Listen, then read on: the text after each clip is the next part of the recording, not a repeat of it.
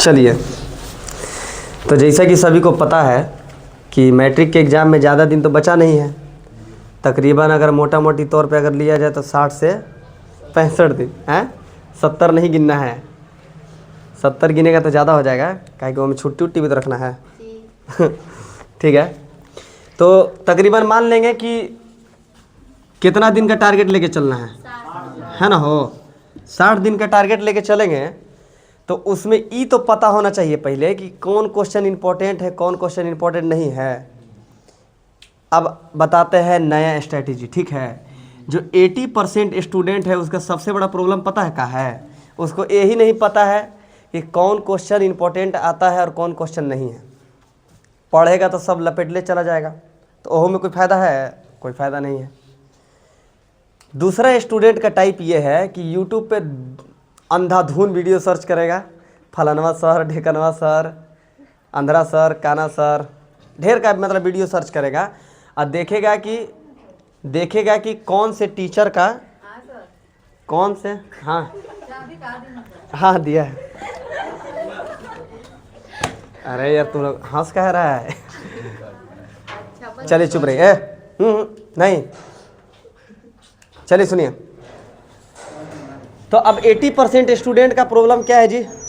Last time जब 2 महीना 3 महीना जब बचा रहेगा तब पता करेगा कि कौन वाला क्वेश्चन इंपॉर्टेंट है और कौन वाला क्वेश्चन इंपॉर्टेंट नहीं है। और उसमें भी आधा से ज़्यादा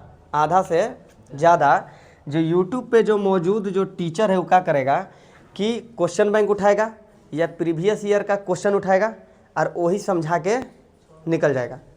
बात समझ में आ गया? एक्सपीरियंस हो ना हो मैंने निकल जाएगा। अब हम लोग को क्या करना है पता है? जो हम कॉपी में पढ़ाए हैं तुमको हम उसी में से बताएंगे कि इंपॉर्टेंट कौन वाला है। नहीं समझे? अब जैसे कि चैप्टर 1 का हम बात करते हैं, सुनो। चैप्टर 1 का हम बात करते हैं तो चैप्टर 1 में तुम क्या पढ़े? वास्तविक संख्या में ऑब्जेक्टिव के पर्पज से बात करो। ऑब्जेक्टिव के पर्पज से अगर बात करोगे तो परिमेय अपरिमेय यही ना है। अरे परिमेय अपरिमेय से रिलेटेड कोई सवाल अगर आ गया तो इम्पोर्टेंट है, यही ना हम बताए हैं। और दूसरी बात कि यहाँ पे जो है लसा मसा का खेल, यही ना है। बात को समझ रहे हैं? मतलब कि पहला चैप्टर से ज़्यादा सारा का सारा पॉइंट कहाँ से होने वाला है? ऑब्जेक्टिव से। कहाँ से होने वाला है? अब मूर्ख आदमी क्या करेगा? खूब एकदम में से 5 नंबरिया तक ढूंढेगा, उसको कहाँ से मिलेगा? चला नहीं ना मिलेगा। तो यहाँ से हम लोग को क्या पकड़ना है? ऑब्जेक्टिव। और सब्जेक्टिव पकड़ना है, लेकिन क्या नंबर वाला? 2 नंबर वाला। कितने नंबर वाला? 2 नंबर वाला। ठीक है, तो अब सुनिए। तो यहाँ से सब्जेक्टिव क्या पूछेगा? अरे भाई लासा और मासा के बीच में संबंध वाला सवाल पूछेगा, है ना? हो नहीं पूछेगा? लासा और मासा के बीच में संबंध वाला सवाल है कि नहीं है? लासा मासा यही सब तो पूछेगा। दूसरा कौन सा टाइप है इसमें से सवाल पूछने वाला? दे देगा कि निम्नलिखित संख्याओं के गुणनखंड कीजिए। अरे 2 और 5 के रूप में ढालने के लिए, नहीं समझे? मैंने 2 और 5 के गुणज में कि 2 का पावर कितना, 5 का पावर कितना, इसी तरीके से दे देगा। दूसरा टाइप हो गया सवाल का। तीसरा टाइप यहाँ से सवाल का क्या है? तो तीसरा टाइप इसमें से सवाल का पूछेगा a बराबर बी क्यू प्लस आर वाले एंगल से। नहीं पूछेगा? अरे कह देगा कि a बराबर बी क्यू प्लस आर में है कि नहीं है? पहला तो सवाल ही बन जाता है, पहला सवाल तो यही बन जाता है कि नहीं है? कि बताइए कि ये जो है भैया ये किसके लिए प्रयुक्त होता है? तो आपको बोलना है मासा के लिए। अच्छा, आप लोग आज तक इससे लसा निकाले है क्या? निकला है? यूक्लिड विभाजन एल्गोरिथम जो है या प्रमेयिका जो है वो किसके लिए है? मासा के लिए। अब यहाँ से अगर कोई स्टूडेंट ढूंढेगा कि 5 नंबर वाला हमारा सवाल मिल जाए तो मिलेगा उसको? 2 नंबर का 1 या माने कुल मिला जुला के यहाँ से 6 से 8 नंबर का सवाल होने वाला है। हो गया पहला चैप्टर कंप्लीट। जो स्टूडेंट इन पॉइंट पे ध्यान दे दिया उसका हो गया। अब सेकेंड पॉइंट, अब दूसरे चैप्टर की तरफ आते हैं। कहाँ आते हैं? दूसरा चैप्टर की तरफ। तो दूसरा चैप्टर में जब हम आते हैं तो बहुपद है ना। हो दूसरा में क्या है? सुनो। अब भैया बहुपद में कौन सा सवाल इंपॉर्टेंट है उसको देखो। बहुपद में जो है पहले तो तुमको बहुपद की पहचान करना है। बुझा गया? टाइप 1 कौन सा है? टाइप 1 कौन है? बहुपद की पहचान। जो पहचान कर लिया वो तो 2 ऑब्जेक्टिव ऐसे ही लूट के ले गया। नहीं ले गया? अरे भैया पूछ सकता है कि निम्नलिखित में कौन द्विघात बहुपद है, कौन त्रिघात बहुपद है, निम्नलिखित में कौन बहुपद है, निम्नलिखित में कौन बहुपद नहीं है, यही सब ना सवाल पूछेगा। यहाँ से पकड़ लेंगे। दूसरा कहाँ से देगा? तो दूसरा कह देगा कि बहुपद के शून्यक अल्फा बीटा, ये वाला पता है कि नहीं पता है? अल्फा इंटू बीटा बराबर सी बटा में ए, अल्फा प्लस बीटा वाला, यह सारा पता है कि नहीं पता है? माइनस बी बटा में a, alpha plus beta plus gamma, alpha into beta plus beta into gamma plus gamma into alpha, ये सब पता है? यहाँ से सवाल का 2 नंबर वाला पूछेगा, 1 नंबर का ऑब्जेक्टिव का पूछेगा। अब 2 नंबर का क्या पूछेगा पता है? हाँ, यहाँ से दे देगा 2 गो शून्यक, 2 गो क्या दे देगा? कह देगा कि अल्फा बराबर इतना माने 2, और कह देगा बीटा बराबर मान लो कि -3। तो बताइए कि बहुपद क्या है? समझ में आ रहा है? तो बहुपद का हम आपको सूत्र नहीं बताए हैं, x square minus alpha into beta, alpha plus में बीटा इंटू एक्स प्लस में अल्फा इंटू बीटा, बताएं कि नहीं बताए हैं? इससे बहुपद निकाल दिए, द्विघात बहुपद। त्रिघात के लिए दूसरा सूत्र है। हो गया कि नहीं हो गया? अब सुनिए, तीसरा टाइप यहाँ से सवाल का पूछेगा। अगर किस्मत ठीक रहा तो 2 नंबर का एगो सवाल पूछेगा, बहुपद का भाग। बहुपद का अरे कह देगा कि x + 2 से भागा मारिए, x के पावर 4 माइनस में 6x स्क्वायर, 6x का पावर क्यूब सॉरी, और यहाँ पे दे देगा प्लस में 5x स्क्वायर, मारिए भागा, मारा भागा, ना बुझाया? लेकिन हम इसको थोड़ा सा कम इम्पोर्टेंट मानते हैं। पूछिए क्या है? अब हम बताए क्या है, अब हम बताते हैं।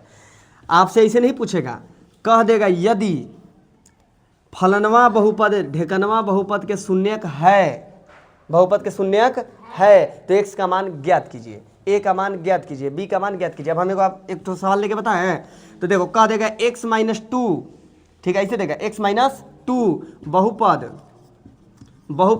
देखो ध्यान से, 2x स्क्वायर प्लस में 6x प्लस में 3 का शून्यक है, शून्यक यहाँ से खाली है संख्या हटा के क्या डाल देगा?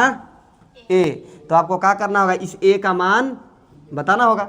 अरे भैया तो जब शून्यक है तो सिंपल सी बात है कि इसको रखने पे इसका वैल्यू 0 होगा। अरे हमारे कहने का मतलब है कि 8 है ना जी, 8 का शून्यक कौन है? 2 है। मान लीजिए इसका खंड है, सॉरी गुणनखंड 2 है, तो 2 से भाग मारेंगे तो 100% शेषफल 0 आएगा। क्या आएगा? तो शून्यक का मतलब क्या होता है कि वैसे बहुपद जिसको अगले बहुपद में अगर हम भाग मारेंगे तो शेषफल क्या आएगा? 0। तो एगो सवाल यहाँ से बन गया। अब बुझा गया चैप्टर 2 में कहाँ से पकड़ना है। अब आते हैं चैप्टर 3 के पास। सुनो, हो गया चैप्टर 2, इतना ही पकड़ना है। अब चैप्टर 3 में कहाँ से पकड़ना है तो वो बात देखो। चैप्टर 3 जो है 2 चरों का रैखिक समीकरण, ये थोड़ा सा इंपॉर्टेंट होने वाला है। 2 चरों का तोरा दम्मा हुआ है, माने कोई बीमारी है तोरा? अरे तो कोई बीमारी है तो उसको अभी कंट्रोल रखो भाई। हाँ खांस रहा है। चलो देखो इधर, 2 चरों का रैखिक समीकरण, फिर खांसा।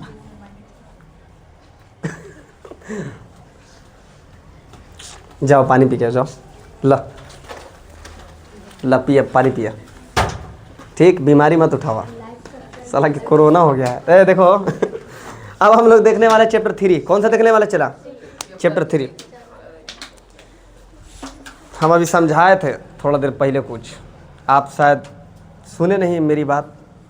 रिक्वेस्ट करते हैं कि थोड़ा सा फ्लैशबैक में जाइए और हमारी बातों को सुनिए, और नहीं तो अंजाम बहुत बुरा होगा। चलिए सुनिए, अब हम अगला आते हैं चैप्टर 3 के पास। कहाँ आते हैं? किताब रख देते हैं। चैप्टर 3 जो है 2 चर वाला रैखिक समीकरण, क्या क्या इंपॉर्टेंट होने वाला है अब उस पर बात करो।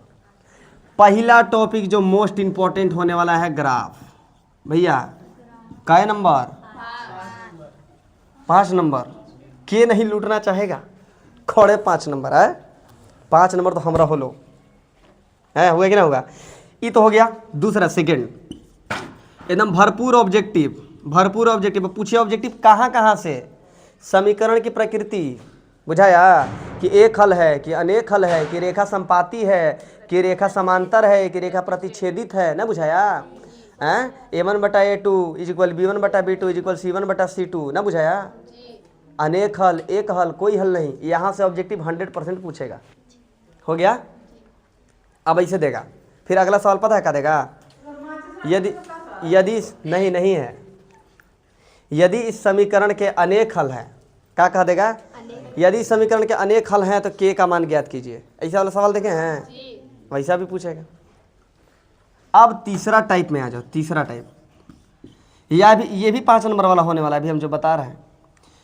अगर भिन्न से रिलेटेड हो, किससे रिलेटेड हो भैया, कहेगा कि यदि कोई भिन्न, सुनो ध्यान से, यदि किसी भिन्न के अंश में फलाना जोड़े और हर में ढेकाना जोड़े तो वह भिन्न इतना हो जाता है, तो बताइए कि वह भिन्न क्या है। तो पहले माना कि भिन्न का अंश बराबर इतना, हर बराबर इतना, और लास्ट में जो है जो बोला है जोड़ने के लिए जोड़िए, जो घटाने के लिए बोला है घटाइए, और बराबर में जितना करने के लिए बोला है कीजिए, और भिन्न से बल्कि इक्वेशन से भिन्न निकाल लीजिए, हो गया। हाँ है, दे रहे हैं, रुक ना, नहीं ले गया, नहीं ले गया। हंस रहा है लोग इसलिए कि वीडियो रिकॉर्ड हो रहा है ना, अच्छा इसलिए हंस रहा है लोग, कोई बात नहीं है, नहीं ले गया लोग हैं, अरे कोई बात नहीं है, हो जाता है थोड़ा थोड़ा है। कुर्सी को इधर कर देते हैं भाई। अरे तो पहला वीडियो है, अभी थोड़ा थोड़ा तो भाई डिस्टर्बेंस होबे करेगा बीच बीच में। अब सोचिएगा कि पूरा परफेक्ट है, आप पहला बार में परफेक्ट थे नहीं थे, तो वीडियो कैसे परफेक्ट हो जाएगा। हो सकता है कि हम तनी से काले नज़र आते हो, ये हो।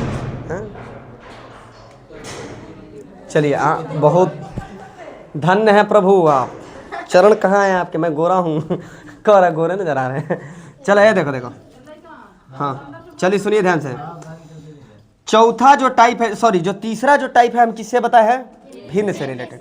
चौथा जो हम सवाल बताने वाले हैं भैया, वो इंपॉर्टेंट होने वाला है कहाँ से, आयु से, हैं नूरी सोनू हमरा एगो बात ना समझ में, आज तक ना नूरी बढ़ी ना सोनू नूरी भी उतने पे अटकल है आज तक। ए रुको जगह हम पढ़ रहे जिस समय हम पढ़ रहे थे नूरी उतने बड़ी थी 2019। ए रुको ए सुना, इन्हीं हंस रहा है, देख लो यार, सुनो 2019 में जब हम पढ़ रहे थे तब वो नूरी उतने आयु की थी और सोनू भी उतने था। 6 साल हो गया और 6 साल में हमारा ना लग रहा है कि उन्हें कोनो बढ़ा होगा, हालांकि ये मजाकिया तौर पे है, वो सवाल ना है। चलो अब हो गया, सांस उस अटक गया तो फिर जोहर बाद का ऐलान हो जाएगा कल, जैसा कि अब तमामी हजरात को पता है, फलानमा के सुपुत्र चौथा सवाल किससे रिलेटेड होने वाला है, जल्दी शाम होने वाला है, थोड़ा हाँ अंधेरा होने वाला है। चलो देखो, आयु से रिलेटेड आज हम ज़्यादा बात नहीं कर पाएंगे, पाँच चैप्टर तक बात कर पाएंगे केवल और केवल, सॉरी चौथा चैप्टर तक, द्विघात तक। चौथा जो टाइप है कौन इंपॉर्टेंट होने वाला है, आयु। अगर आपका किस्मत खराब रहा, खराब हम बोल रहे हैं, अगर खराब रहा तो क्या पूछेगा पता है, 2 आदमी मिलकर इस काम को इतने दिनों में पूरा करते हैं तो 6 आदमी मिलकर इस काम को कितने दिनों में पूरा करेंगे। ये हम बड़ी बढ़िया से तुम लोग को समझाए भी होंगे, लेकिन पता है इसमें आधा से ज़्यादा स्टूडेंट भूला गया होगा, है देख रहे हो। ई भी 5 नंबर में पूछेगा, ई भी 5 नंबर में पूछेगा, और ई भी 5 नंबर में पूछेगा। तो माने इनमें से कोई 2 गो तो एकदम पक्का है कि पूछना, ग्राफ तो एकदम 100% रख लो, ई तो एकदम तय है। ई दोनों में से अब तोरा ऊपर है भैया, बोले सॉरी एग्जामिनर के ऊपर है कि कौन वाला सवाल डालता है। और एक और इंपॉर्टेंट बताएं, 2 नंबर वाला बताएं। 2 नंबर में 2 गो सवाल या 1 गो सवाल डाल देगा कि प्रतिस्थापन विधि द्वारा हल कीजिए, वज्र गुणन विधि द्वारा हल कीजिए, हैं विलोपन विधि द्वारा हल कीजिए। बुझा गया कि नहीं बुझा गया, ये सब तो सब अपना पकड़ा हुआ है। अगला लास्ट, आज हम 4 चैप्टर के बारे में बात करेंगे, समय कम है ना। तो देखिए चौथा चैप्टर जो है भैया द्विघात, कौन है जी, द्विघात में क्या इंपॉर्टेंट है पता है, द्विघात में गुणनखंड विधि, एकदम रख लो, गुणनखंड विधि, कौन सा गुणनखंड विधि एकदम पक्का पूछेगा द्विघात में। अच्छा द्विघाती सूत्र याद है, x बराबर -b प्लस -√d बटा में 2a, विवेचक d बराबर b स्क्वायर -4ac। हियाँ से तो एकदम ऑब्जेक्टिव पूछना ही पूछना है, पूछ देगा तुमसे पता है क्या, मूलों की प्रकृति बताइए, क्या पूछ देगा। अब जॉन बकलोल के d बराबर 0, d छोटा बड़ा है 0 से, d छोटा है 0 से, अगर ई पता होगा तो वही सवाल बना पाएगा। यहाँ से तो पक्का है ऑब्जेक्टिव पूछेगा। और एक और पूछ देगा कि d बराबर सॉरी तो कैसे निकलेगा, d कैसे निकलेगा, b स्क्वायर -4ac करने पे। अरे भैया d कैसे निकालोगे बताओ, तुम पहले b स्क्वायर -4ac करोगे, d का कुछ वैल्यू आएगा, माइनस में आएगा या प्लस में आएगा, ये 0 ही आ जाए, तो ये तीनों कंडीशन हम आपको बताए हैं, कॉपी झाँकिएगा, बुझा गया है ना हो। अच्छा अगला क्या इंपॉर्टेंट होने वाला है, तो x बराबर minus b plus minus root d बटा में 2a। ये जो द्विघाती सूत्र है ना भैया, यहाँ से एगो सवाल एकदम पकड़ लो, बुझा गया। यहाँ से 5 नंबर का सवाल मने भगवान से भेंट करना, बुझा गया। बहुत कम चांस है कि यहाँ से 5 नंबर का सवाल पूछे। मजाक नहीं कर रहे हैं हम, सीरियस बता रहे हैं कि यहाँ से सवाल बहुत कम चांस है कि आपका जो है 5 नंबर वाला पूछे। वक्त नहीं है, नहीं तो समांतर श्रेणी पे भी बात कर लेते, ठीक है। कल हम लोग समांतर श्रेणी और त्रिभुज और निर्देशांक ज्यामिति और त्रिकोणमिति, इन 4-5 चैप्टर पर हम लोग बात करेंगे कल, है ना हो। बंद कर दीजिए।